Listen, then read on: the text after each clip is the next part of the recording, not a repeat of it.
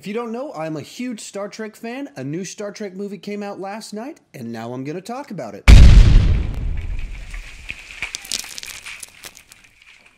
Star Trek Beyond is the third movie in the rebooted franchise, and right now we find the crew 3 years into their 5-year mission, and they're in a bit of an identity crisis. Several members of the crew are kind of trying to figure out what they want, what is best for them, and as it shows in the trailer, Captain Kirk is one of those people thinking, do I want to be a captain? Why am I doing this?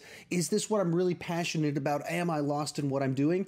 And then they find themselves going on a rescue mission to a planet, and then things go wrong. So, what did I think about the movie? Just I'll say from the beginning, I liked the movie quite a bit. It was a very enjoyable ride, but one of the problems with the rebooted Star Trek franchise is that it's rebooting a franchise that was based off a TV show.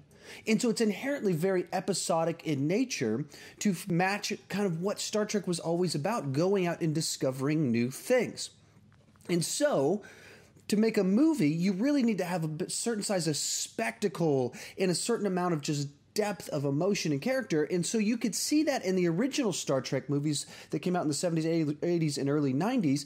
But that's because they could add the spectacle because they had such a rich history to build off of in relationships that had been built over a TV series and then over movies that spanned about 15 years.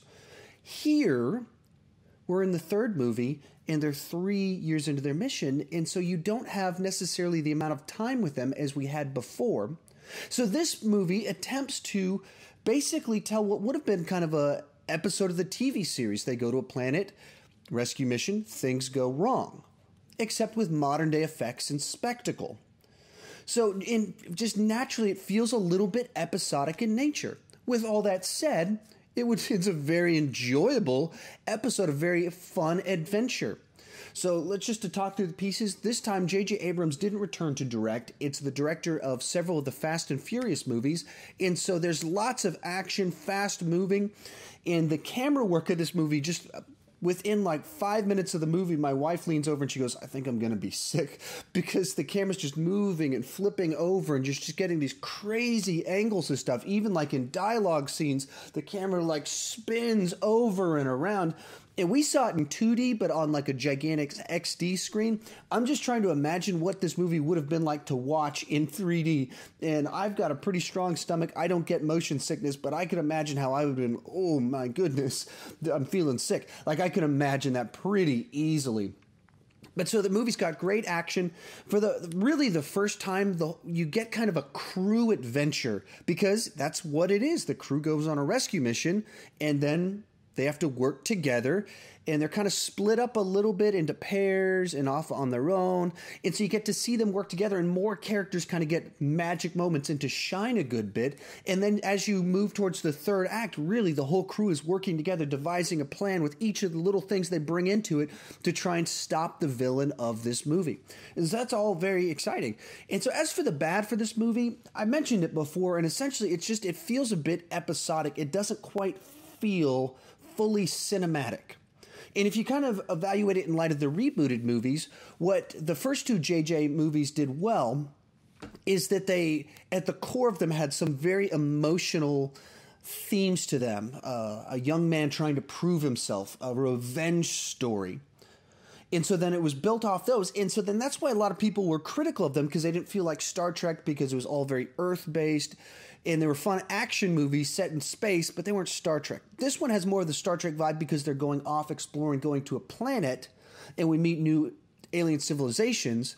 But in that, it doesn't have as much of that rooted emotional core, and the spectacle makes sense in the movie. There's plenty of action and spectacle.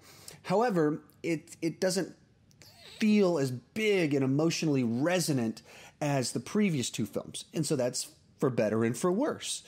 Overall, it's a fun ride. The cast really shines. They do some neat things in this one with some of the callbacks, whereas in especially Star Trek Into Darkness, there's really forced homages to the previous movies and TV series.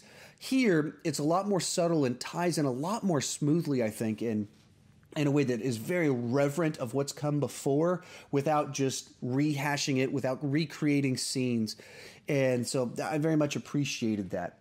So overall, this was a very solid, fun, sci-fi action adventure film. I'm going to give it an 8 out of 10. And if I'm being honest, this is a movie I can imagine myself rewatching quite a bit, and I think it'll hold up better than Star Trek 2009 and Star Trek Into Darkness, where those films had some significant plot issues that they had to cheat a little bit to get the plot to work. I think this movie will hold up better, and I'll stand firm on this review, and it'll be kind of sit pretty firmly where I have it right now. But yeah, it's a fun ride, and I'd recommend you go see it. If you enjoyed this video, please click the subscribe button as well as like it and share it if you can. Thank you much for watching.